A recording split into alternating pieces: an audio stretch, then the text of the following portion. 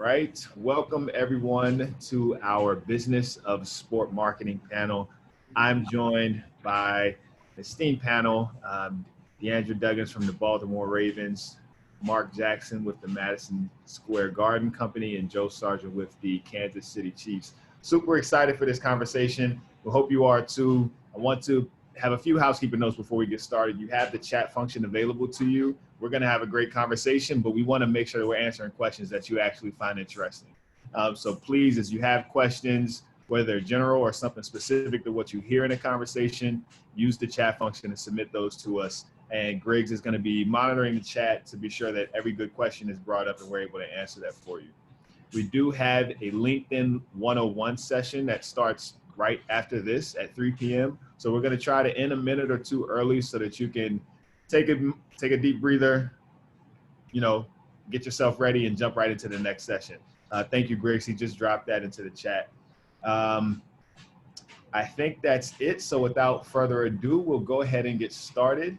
To each of our panelists, I'm going to ask that you, one of the things we want our high school students to know and learn throughout the week is just the different career paths in sports. So I'd love for you each to kind of take a moment to, share who you are, where you're from, but then talk about kind of your first role in sports, what led to that first job in sports for you, and then your career path to where you are today. Deandra, we'd love to get started with you. Sure. Hi, everyone. I'm Deandra Duggins, currently Director of Advertising and Branding for the Baltimore Ravens. I was born and raised in D.C., went to high school in D.C., went to college at NC State and grad school at Georgia State. So my first sports role was actually an internship with NC State Athletics in the marketing department. And I got that position through a mentor/advisor at NC State. Because I started NC State as a veterinary science major. I thought that's what I wanted to be in life. And after 2 years of doing that, I kind of changed my mind, but I still wasn't really sure what I wanted to do. So I talked to my academic advisor, and she suggested that I take a few classes, in business, marketing, and sports management, since that's really where my passions were. So she also hooked me up with the person that gave me the internship with NC State Athletics. I was working primarily with women's basketball, and I was working on marketing plans and helping to bring students to games during the season. So that was kind of my first kind of look into what sports marketing was, and I actually just, determined, okay, this is exactly what I want to do. Mostly because I was, right there with the action. It was, sports is so, about passion and energy, and you really can't replicate that or duplicate that anywhere else. And it also gave me an opportunity to kind of mix some of the things that I already knew that I was good at, which was design, planning, project management, being creative. But I just really didn't know, I didn't have a word for what that was or what that career was with all those things. So that kind of helped me put things together to really figure out what I wanted to do. So from there, I kind of pieced my career together.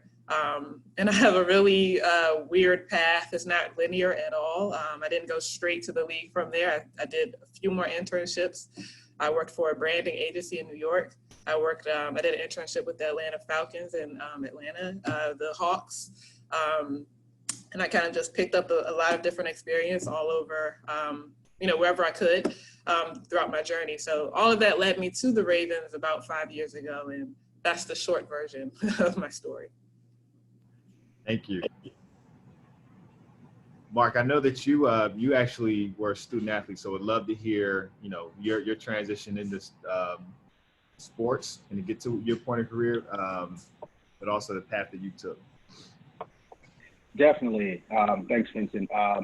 So, yes, I was a student athlete. I played football at the University of Illinois.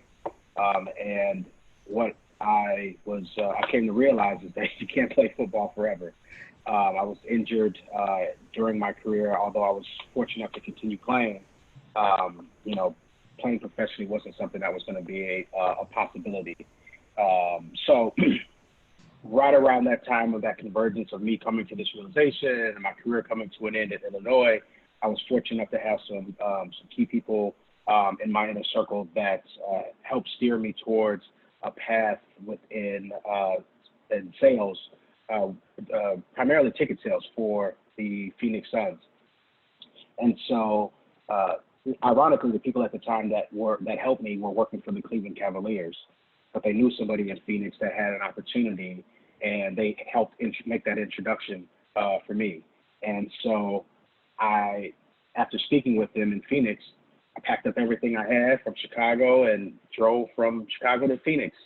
I had a pit stop for about 6 hours in El Paso. It was not El Paso, it was Amarillo, Texas, in the Panhandle, and then I shot the rest of the way over there. And so it was very different. It was my first job, really, right, outside of playing safety, being a student athlete. And it was different, but what I learned was to leverage all of the experiences that I had previously been through to apply those to the new arena, new environment that I was in, from studying to coming in early to staying late, and all of the things that it takes to make someone successful, regardless of what role you're in. I was familiar with some of those, what that took from my previous life playing football. Fast forward, I became a top performer with a lot of help from a lot of people that was in the organization. Had the opportunity to transition to Charlotte back when they were the Bobcats before the Hornets. And I did that in 2008. Was there for 8 years. And in 2016, I had the opportunity to come to Madison Square Garden, again through a relationship that I had previously had, to come run the new sales staff for the Knicks, the Rangers, and several other properties here under the Madison Square Garden umbrella. Awesome. Appreciate you sharing that, Joe. Why don't you go ahead and jump right in? Absolutely. So, hi, everyone. I'm Joe Sargent. I most recently the Director of Brand Marketing for the Kansas City Chiefs, which means that I'm responsible for what we call the look and feel of the Chiefs brand, which means if you see an email, if you see a picture posted on social media or anything, that comes through my department. We approve that before you see it, basically. I also manage our merchandise. So when you see jerseys or jackets or shirts, I have an opportunity to work directly with people like New Era or Starter to design hats and jackets, things like that. And I'm ultimately responsible for selling as much Chiefs merchandise. So see, I'm helping myself, selling as much of that as I can. So I have different projects like that. My first role in sports was an internship with the New Jersey Nets. So I know a lot of people on this call probably think I'm super old, which I guess is true, old and washed. But I interned with the New Jersey Nets in what they call corporate partnerships or sponsorships. So a lot of what my job was during the day was doing research on potential companies that we could reach out to be a sponsor. And then during the games, I had so much fun. I got an all access pass. I could go wherever I wanted. And I got to work with all of our sponsors who, you know, when you go to a game and you see like Verizon Wireless has a game where you could throw a ball and win a phone, you know, somebody has to go get all that stuff, set that up, make sure that when you get there for the game, that's already set up and looking great. And that is typically the job of the intern. So I know a lot of people, a lot of the other panelists here can certainly relate. So just doing all those jobs and learning to figure out, for me, it was about, I know I love basketball, I love sports, and I think I want to work in what I love, which is sports, so let me try it. So for me, that New Jersey Nets internship was my first like opportunity. I just love being, like Deandra said, love being close to the games. And I figured the way that I looked at it was if I have to go to a job every day and do research and do spreadsheets, I might as well be doing something in or around sports. That was kind of how I looked at it. So since then, I've had a couple more internships, a couple teams, an agency, even a minor league football team that actually played in a basketball arena.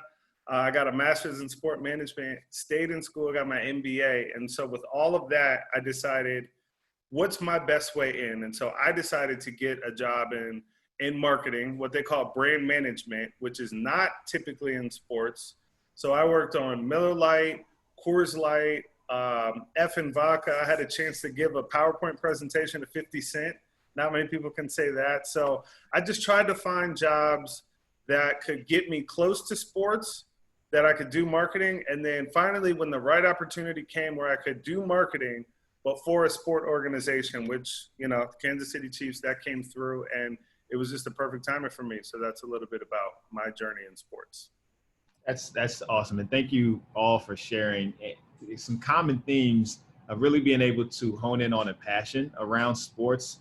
And I think that's so important. But one of the things that's often left out of that is the skill set. You know, especially for high school students now thinking around, you know, I love sports, but how can what skills might they have now that they just aren't aware of that would actually make them excellent marketers or sport marketers? So if you could just, you know, and this is to anyone on the panel, what are some of the skills that you have that you think are required to be effective at sport marketing? One of the things that I didn't even realize I was doing while I was in high school was, like, I was an entrepreneur and I was a marketer. So I used to draw a lot. I used to paint a lot. And so I started to paint on clothes. So I had like this clothing line in high school. I was charging people $10 to create shirts. And at that point, I had no idea what all that meant. I just knew I liked painting shirts and people were paying me for it. So I was like, cool, let's go with it. But I didn't realize that those were the first steps into like really, you know, marketing. So, you know, people had to enjoy my products. I had to put myself out there, and then, you know, you get customers that way. So I would say, like, you know, just think about the things that you already do well. You know, if you're on social media and you see that people are really gravitating towards the things that you're posting, you might be really good at content creation. That might be a path that you can go towards. You might be a good copywriter. All of those skill sets really play into marketing as well. You know, I write a lot of scripts for TV. I write a lot of scripts for different TV programming that we have for the Ravens. All things that I had no idea I would be doing in high school, but I was already doing it in high school, so to speak. So I would just say, just think about all the things that you are already doing and all the things that you're already good at and how you can apply that to so many things in a future career. Anybody else want to add to that? Yeah, I guess I would tag on quickly and just, I think that's a great point. The only thing I would add is if you're here, that means you probably like sports or you're interested in working with sports. I would just reiterate a point that Deandra said, and it's, if you love music and you love messing around and creating beats or, you know, whatever it doesn't have to be sports. So whatever it is that you like doing, just get really good at that thing. And then I think what Deandra was saying, and I just, like I said, wanted to hammer that home, is that if you like, just like Deandra was saying, if you edit videos because you think it's fun for your YouTube channel, that is a whole job in a department at a sports team, a sports league. So just the skill of editing video is something you can do for highlights, just like you can do it for a music video. So I just want to make sure everybody listening is just thinking big about what they like to do, and just remember 10 years from now that thing that you like to do is a job that you can just do in sports, whether you're doing it in sports now. So that's it. Yeah, and my only thing to add would be, you know, I'm not in marketing, I'm in sales, but they're closely related. Our marketing team at the Garden, in fact, I was on the phone with them, but I was on the phone with both the Rangers and the Knicks team at the same exact time, discussing strategy and initiatives, but relationships, right? Relationship management. Oftentimes, I mean, because when you think about it, think about the NFL, there's only 32 teams, right? There's only 32 teams. In the NBA, there's only 30, right? And so oftentimes opportunities get presented to people through relationships. And you can start to develop skill sets in managing those now. In fact, you actually already have, right, in your daily interactions with your family, your siblings, your parents, your guardians, your teachers, your friends, right, your coaches, people that are already in your everyday life that you may not necessarily realize that you're developing skill sets and how to manage those relationships. That's been very crucial for me in terms of in terms of not only getting opportunities but also becoming successful and becoming a top producer is understanding what's expected and managing relationships accordingly. And Marc, that's actually something that I wrote down as you gave your intro, this concept of managing relationships. And I know that it has implications both for your career in terms of how you've gotten to where you are, but actually doing well at the job that you have. So can you kind of talk about where the sales function fits into sport marketing as a whole? Absolutely, right. Because so what Dee creates and what Joe, what he creates as well, at some point, somebody's got to buy it, right? And particularly in terms of the actual game presentation itself, somebody still needs to be in the audience. So, right, somebody has to see it. And frankly, if nobody's in the audience to what Joe was actually doing during his internship earlier, whether that's through a big brand like a Verizon, right, or or QSR or Miller Tours or whoever, somebody still got to buy that. And so, in terms of sports marketing, sales is essentially the relationship. Sales is not a transaction. Sales is a relationship between an organization and an individual or two individuals where an opportunity is identified and a solution is presented that makes sense for both parties. And so through my experience and not only when I was actually selling as a inside sales rep on the phone in Phoenix when I was with the Suns organization, I had relationships with my peers, my sales leadership team to help develop my skill set so that I could be more productive, so that I could ask the right questions, so that I could be conscious of and aware of when somebody responds, a prospect responds in a particular way that it triggers, okay, this is an opportunity that we can present this that makes sense. It's a solution for that. And so sales and marketing is obviously is hugely tied together. The relationships that both of our departments have is we can't do anything as an organization unless both of our departments are in lockstep. And I think that's also a part of managing relationships, right? It's internal as well as external. I think that's so important that you bring that up. And again, even when we think about the skills that it takes, a lot of people think to go into sales, I've got to be able to talk someone into doing something they may not necessarily want to do. No, you just got to be effective at managing relationships. And I think that, at the end, obviously, yes, there is a sale that we're looking to have take place at some point. But the greater part of that, probably, 60-80% is managing the relationship and keeping that positive. So I think that's important context to have. And to add on to that is the best salespeople aren't the ones that you might think of or traditional sales, right? The best salespeople are the ones that are the great listeners and great question askers.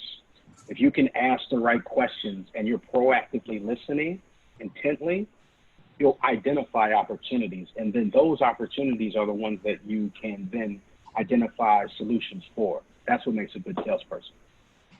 Absolutely.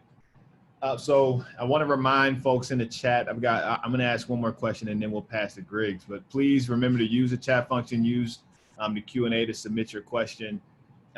For Dee and Joe, you both are in situations where the teams that you market for have high profile athletes. It's probably 1A and 1B. And I'll let you two decide who goes where on that chart. But what does that do for your role when you're in when you're working with a team that has such a high profile athlete? How does that impact your job in the front office? Okay, I'll jump in first. So yeah, so we're going with Patrick Mahomes, which arguably 1A or 1B. Who's to say? Who's to say? Super Bowl champ. You're the champ. So. It's really interesting because Patrick Mahomes, you literally you could put curly hair, you could put a curly hair wig on anything, and you feel like it'll be successful. This thing will sell because Patrick Mahomes is top three, top most popular athletes right now. So honestly, part of what makes it difficult is pulling back, and making sure that we're not asking him for everything, or we're not putting Patrick on everything, because as much as we want to have the next 15 years where it's just like, this is amazing, if we put him on every single thing that's out there, people will just get tired of it, and we won't get the same number of clicks or the same number of purchases over time, just people get tired of it. So, just with last year, it was Mahomes Magic Crunch. He had a Frosted Flake cereal, all the way to a 7-foot operational Mahomes bobblehead. We did everything that there is to do.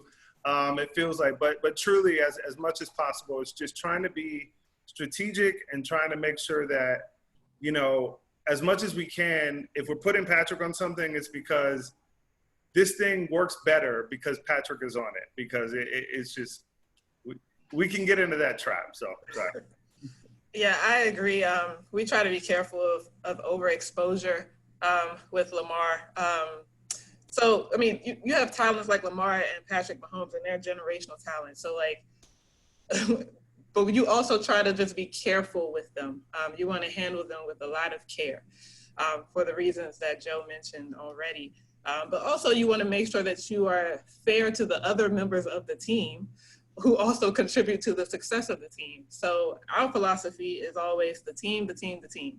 So yes, Lamar is the star because he's a quarterback, and obviously, he's the face of the organization right now. But he also acknowledges, and we also acknowledge that he can't do it by himself.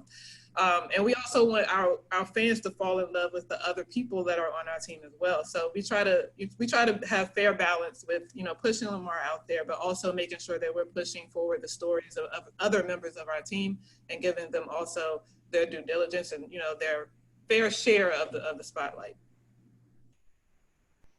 It sounds like such a tough balancing act of, we've got this amazing individual that on this side of the business turns into a remarkable asset, but we don't want to pump that so much that we forget that there's actually this big thing we've been building for, as long as our franchise has existed. And we don't want, if this person is no longer here, that all of these fans are now fans of his rather than the team. So no, I think that's really cool context here, and I appreciate you both sharing. I'm going to intro Griggs. He's our chat moderator. Griggs, if I'm going to pass to you, do we have any good questions from the chat that you can pull? I'm just reading these first two that just got put in there. Okay, yeah, I like this one. This is from a kid named Madison. I remember one of you saying that you had an internship with the team. How did you get that internship, and what could I do to be in the best position to get one? I think all of us had internships with the team, if I can remember. But I got mine with the Falcons and the Hawks while I was in grad school. So there was a natural pipeline and connection between my grad school and the sports teams that were in Atlanta. So I just applied. And actually, they kept renewing my internship contract because I did such a good job. And then they tried to find a full-time position, but it didn't materialize, so I had to get out of there. But really just applying and being ready and ready for the opportunity. It's all about timing and opportunity, to be honest. And also exactly what Marc was talking about, building relationships. Yeah, real quick. Speaking to relationships, the first internship I got with the Nets was through another connection with a friend of mine from my undergraduate. So he had got a job he had got an internship with a different department. He told me about it. And then basically through that connection was able to refer and say, hey, I know that guy. So that helped me get my job first. So absolutely, relationships are key, connections are key, and just making sure that the people that you meet, you're keeping up with and making sure that they have a high view of you, because I'm telling you, almost every job I had, it was through some sort of connection. Yeah, I would agree. My first job, even though it was a full-time job, it was an internship, but it might as well. I mean, it paid like an internship. I was an entry-level sales rep, so it was rough. But how I got that was I knew somebody that was in that same role with the Cavaliers organization, who gave it to her boss, Mike Andreyko, who was the director of sales, who forwarded it to his friend who had just left Cleveland to be the director of sales in Phoenix, Mike Tolman. And so that's how I got my start. Ironically, when I went to Charlotte, is because the same person who I just mentioned, Mike Tolman, left to start his own sales program, and 9 months after him leaving, he called me and said, I need you to come to Charlotte, right? And that's also virtually how I got to the Garden, through somebody that I met in 2012-13, who I kept up with, who I called to congratulate him on his opportunity of running ticketing here at the Garden, and said, let me know if you need any help. I've been running a pretty successful ticket sales program here in Charlotte. I got all my notes and stuff like that I'll send to you. He's like, why don't you just come do it yourself? And I was like, okay. So I packed my stuff up and moved to New York. So when I say relationships matter, they're so important. They're so important.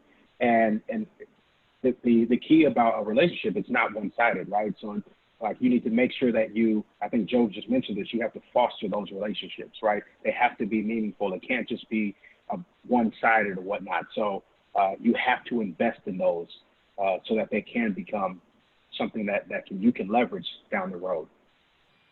It's such a good point. And I want to add, so my first job in sports was also due to relationships that I had fostered during my time in college. The other piece of that is you got to do good work.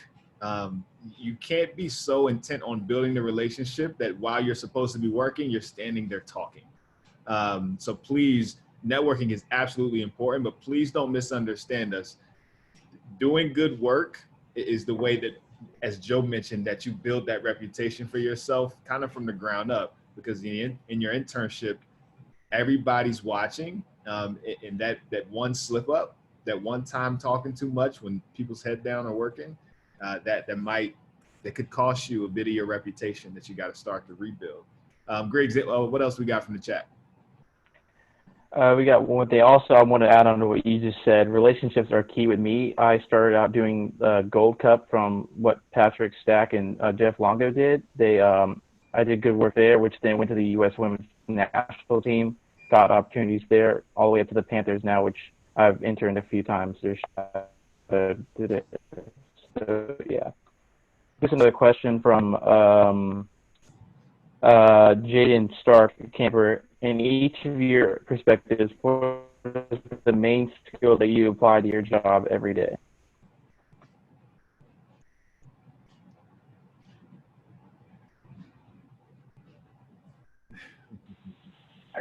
I'd say the main skill, I mentioned it earlier, I ask a lot of questions, right? I ask a lot of questions and I listen a lot. Anytime, I've never been in a situation where I'm the smartest person in the room.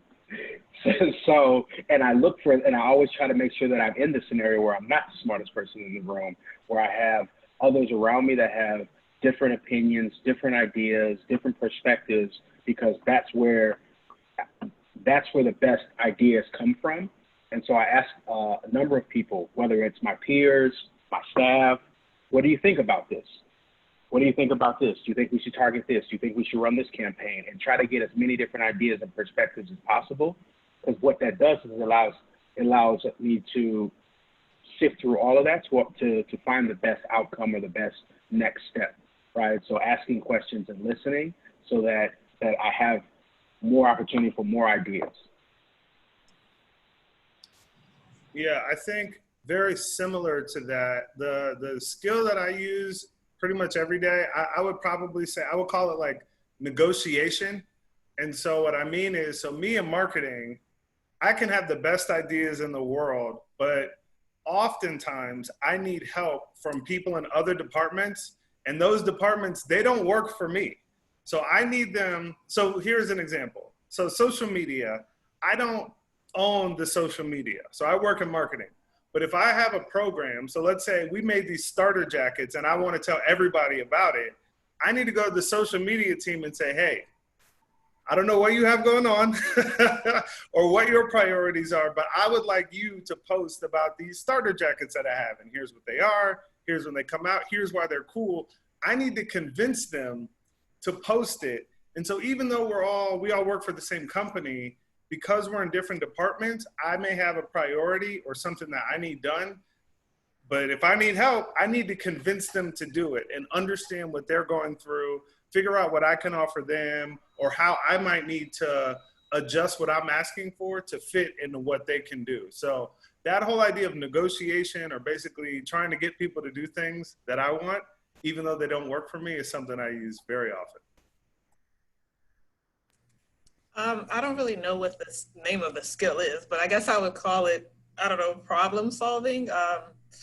For example, when someone brings an idea to the table, like a youth football camp or a clinic, for example, I have to figure out a lot of things, like how to advertise for that clinic, what channels we're going to use, what are our revenue goals for it, what is our audience for it, how are we going to reach all these people, what is the impact on sponsorship, how does it relate to retail? It's so many different moving parts to just one simple idea that I have to just be mindful of. And it really implores me to know how every department functions and how every department, has some type of impact on what I do.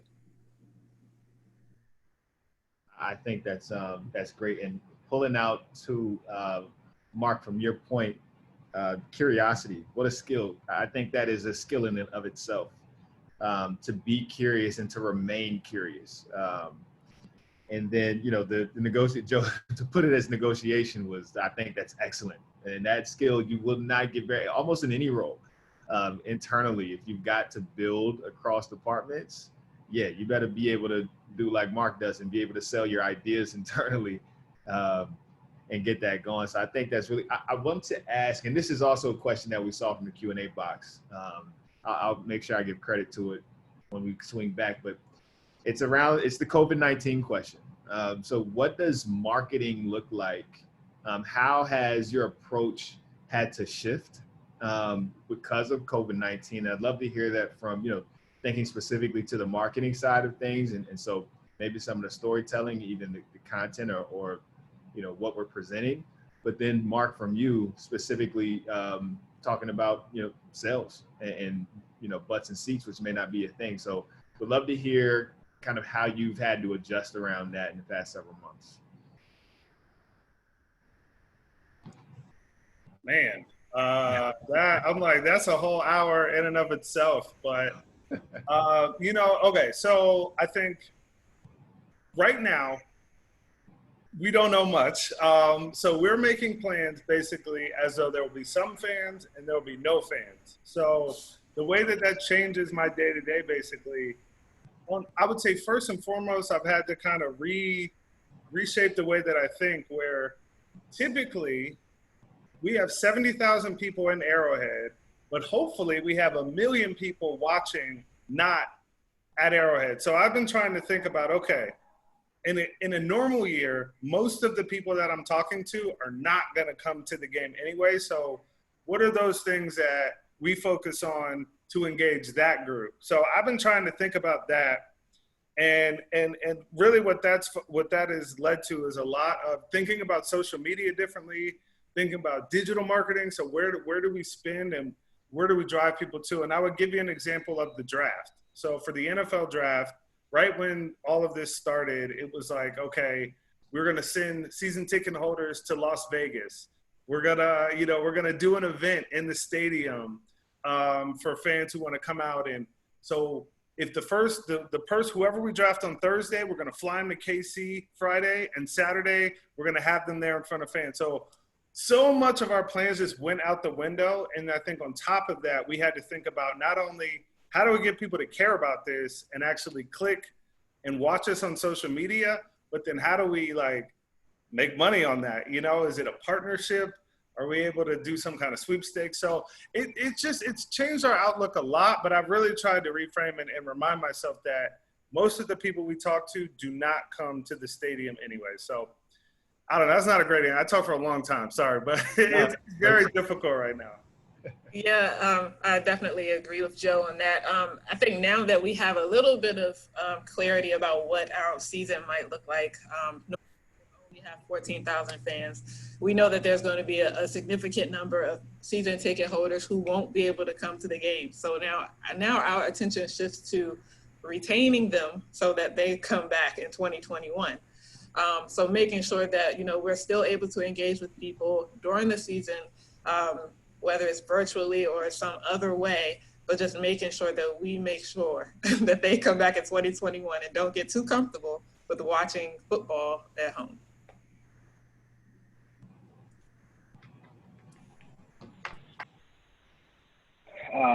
Selling tickets is going to be interesting. It's definitely going to be interesting. As we were kind of chatting about it earlier. Luckily, the NFL is going to have to deal with it prior to the NBA and the NHL. So we have the luxury of seeing what happens in not only in our market but in other markets around the country to see what happens. We're scenario planning, just like Joe mentioned, with 0 fans, some fans, all fans. We're running the gamut on all types of scenarios so that we're prepared for them. Conversations, we paused our sales efforts in April and in May, which was, something strange for all of us, but we picked them back up. And a lot of it is asking questions, being understanding and empathetic and listening to people, right? Sure, the health crisis that's out there right now for everybody, but the thing is, everybody can be you should be empathetic because everybody's dealing with it. This isn't like a one-off or anything like that. So it's listening to people, and some of them are tough conversations, yeah, with not only for new sales, but also our season ticket members. We're going through renewals for both Knicks and the Rangers right now, in addition to selling new right now. And frankly, we don't have all of the answers. I think it's important to state that we don't have all the answers, right? Because, I think the worst thing you could be is disingenuous during this time period, right? And so we listen a lot. We ask questions. We listen a lot. We get feedback. We take surveys. And then we consolidate. We have programs where we can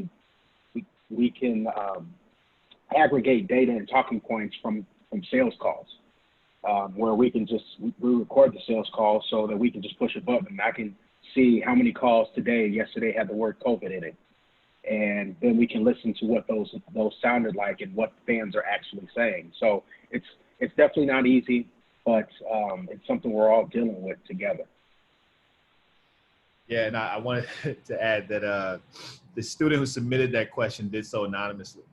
So they knew that they were dropping a bomb on the conversation, and they didn't want credit for that. But I think, again, there's so much here that's unknown. We're all charting through, uncharted waters. So it's a living, breathing scenario in terms of what it looks like, that the case studies on are going to be fascinating at this time next year, right? Fascinating is probably a cruel way for me to put it because I'm not with the team having to figure it out. So I wanted to shift gears a little bit and back thinking about your own careers. All of you are, seasoned executives now, but how do you continue to challenge yourself in your own career to, ensure that your skills are building or to position yourself for progression? So how do you challenge yourself to continue growing?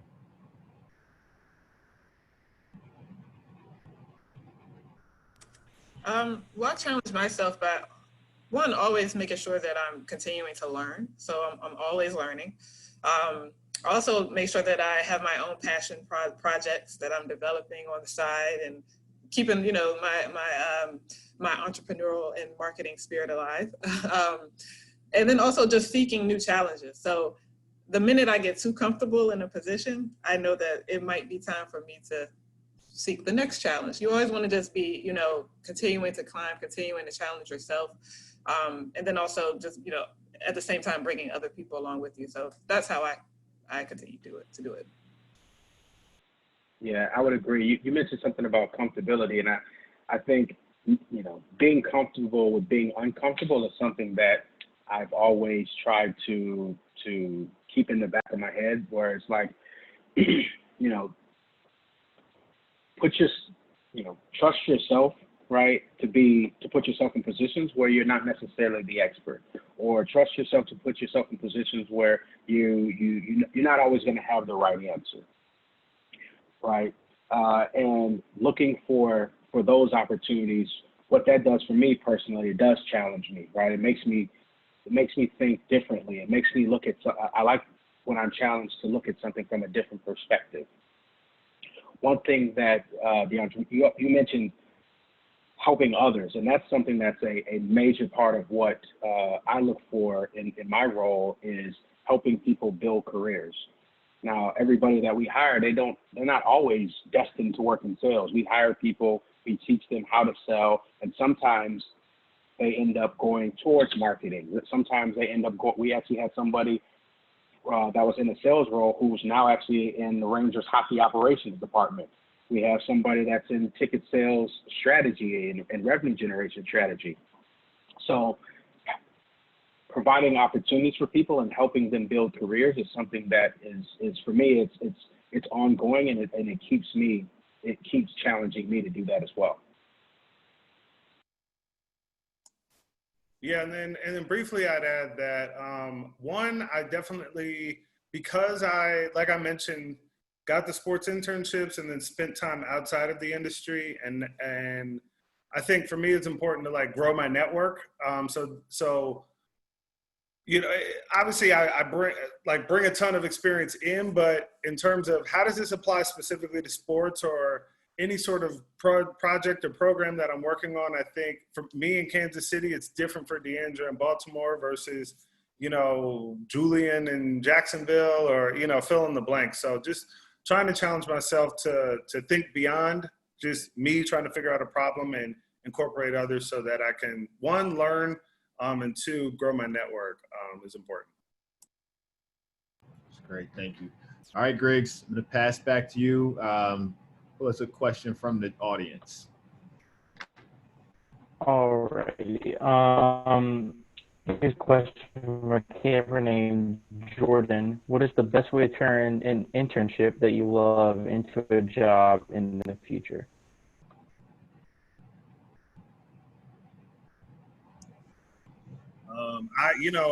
I would say just from what I've seen, both successfully for myself and also me being unsuccessful and watching others be successful.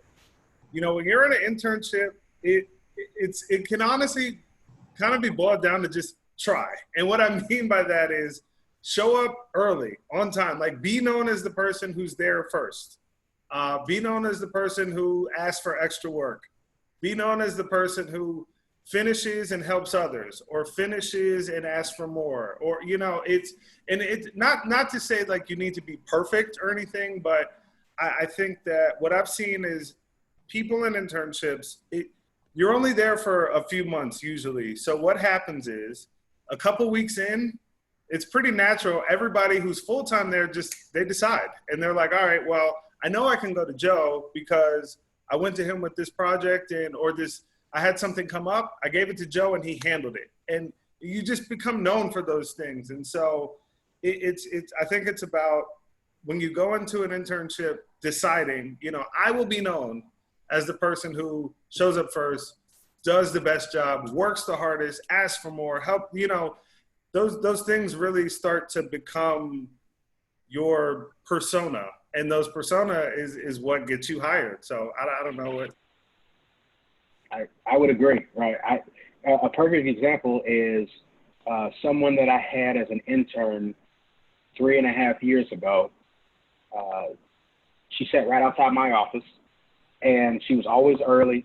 She was always there late. When I'm leaving, I'm like, you should probably go home. All right. I'm like, it's 7:30 and like, or 8 o'clock. You should go home. She always, whatever task that we gave her, she would always do it. She would always ask for extra work. She'd go help other departments as well. Again, this is 3.5 years ago. She's the sales manager now, right? So she's running her own team of 9 entry-level salespeople. And she got that from everything that Joe just said, having a great attitude, being the person that always takes on additional responsibility, right? Ask questions. Those traits, those characteristics are the things that we can't teach. You can't teach somebody how to have a good attitude. You can't teach somebody how to have a superior work ethic. And so if you bring those to the table every single day, you'll get noticed, right? And then opportunities will create themselves just on the strength of that.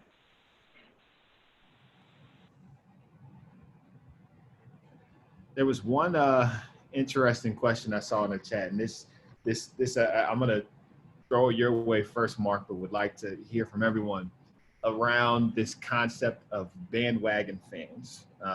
I've got my own thought, and I think we probably all do as marketers and salesmen. But what's the approach, or kind of what's your feeling on this? Even just the term, the bandwagon fans. What's your approach to handling bandwagon fans from marketing and sales perspective? I mean, I've never met a bandwagon fan that I haven't liked. Nice. anyone that has discretionary income that wants to come to the game. So, you know, obviously here in New York, there's 20 million people here. The Knicks are obviously a key brand here. The Rangers are as well. And we only have 18,000, 19,000 seats in the arena, right? And so we try to make sure that we have a booming tourism industry here, and obviously in New York. At least we did previously, prior to COVID.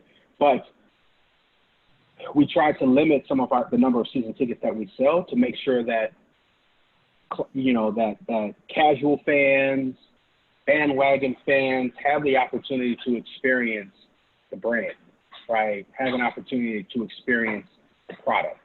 And it's important, right? And it's important because if you don't give access to it, as Joe was even talking about, even whether you're coming to the games or watching the games on the network or some subscription service, right? Then as fan bases age, then you lose out, right?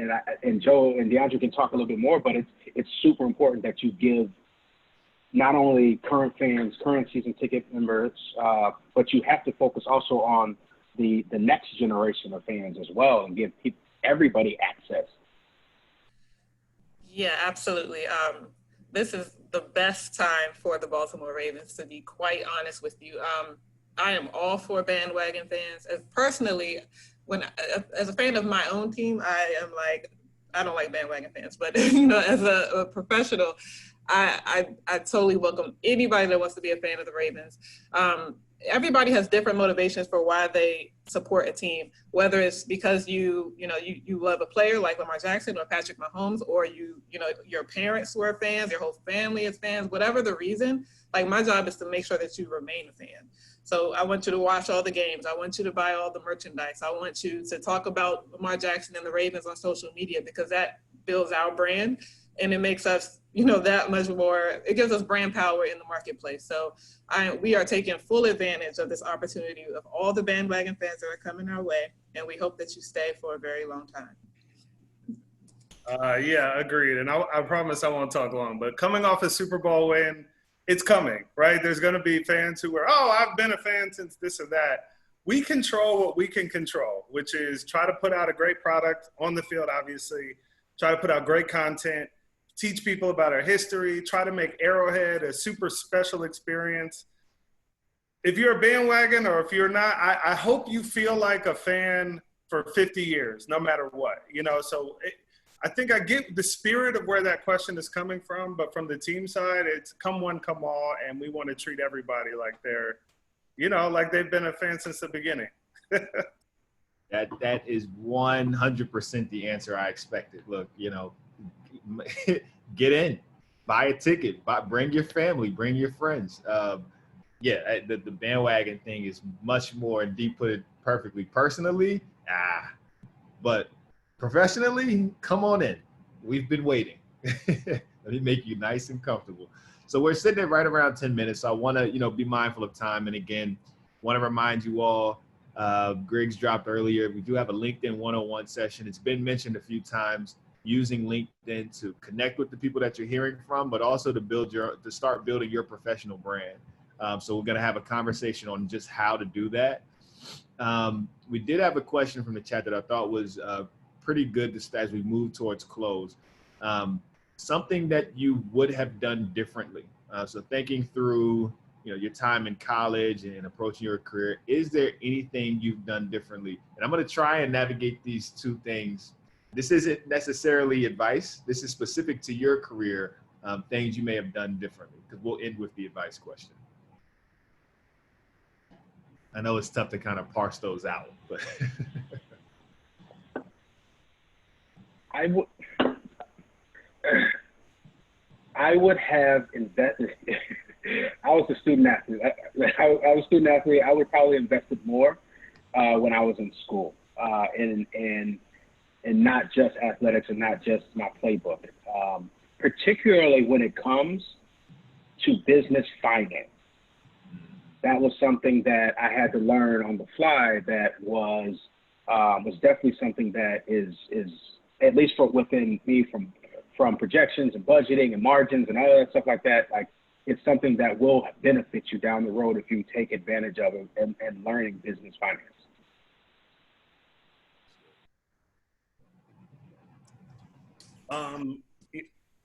Sorry. I saw you just went off mute. Okay. What I wish I had done differently, I would say just, and I just touched on it in the internship, but I got a lot of opportunities before I was smart enough to realize, like, these are rare. So, just take full advantage and I think there were times where I would like try to be too cool, I could leave now, but I'm just going to watch a little bit more TV, stuff like that. Just be first, be a nerd, nerds get hired. So let's look at it that way.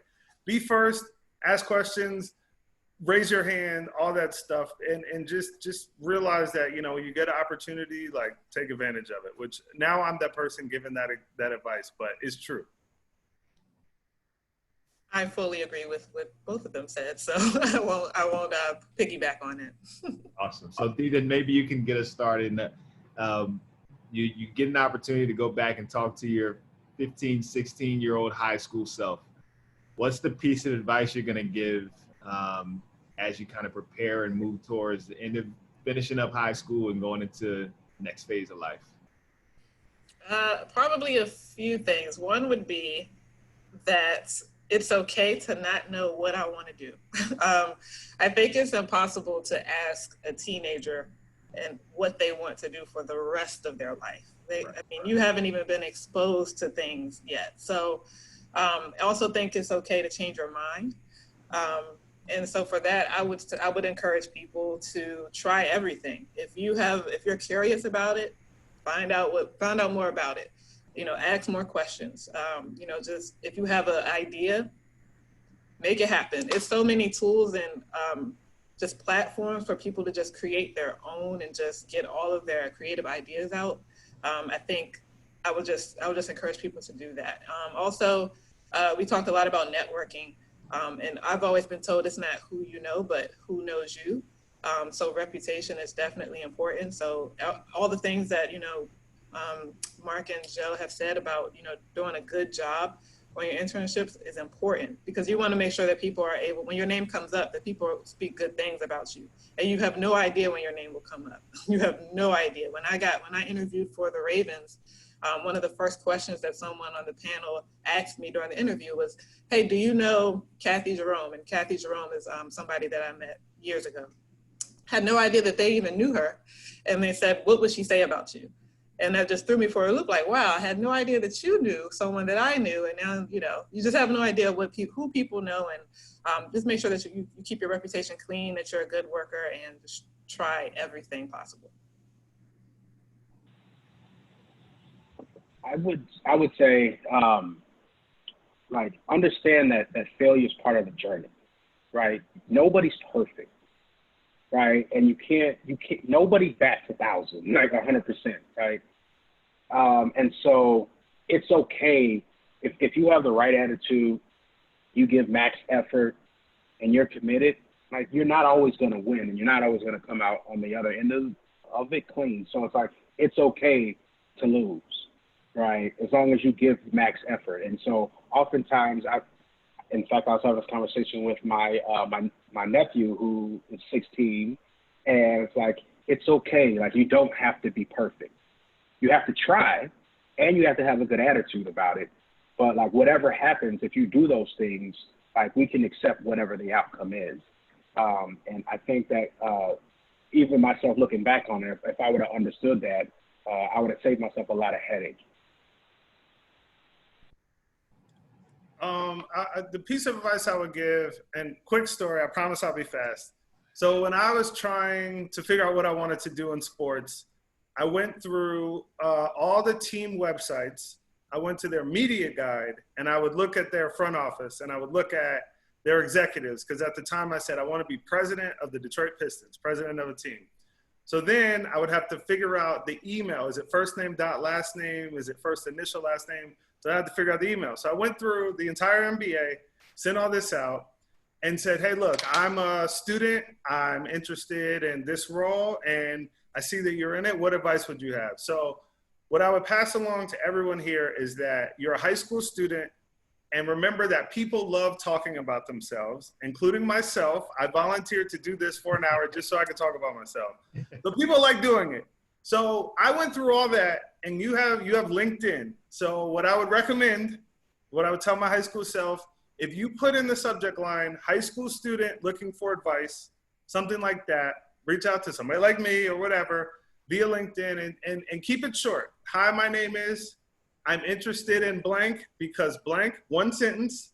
I see that whatever you find interesting about them, I'd love to talk to you for 15 minutes for advice. How about blank time? And like, I promise you'd be shocked at the names and the titles and the people that will reach back out to you. And it's because people love talking about themselves.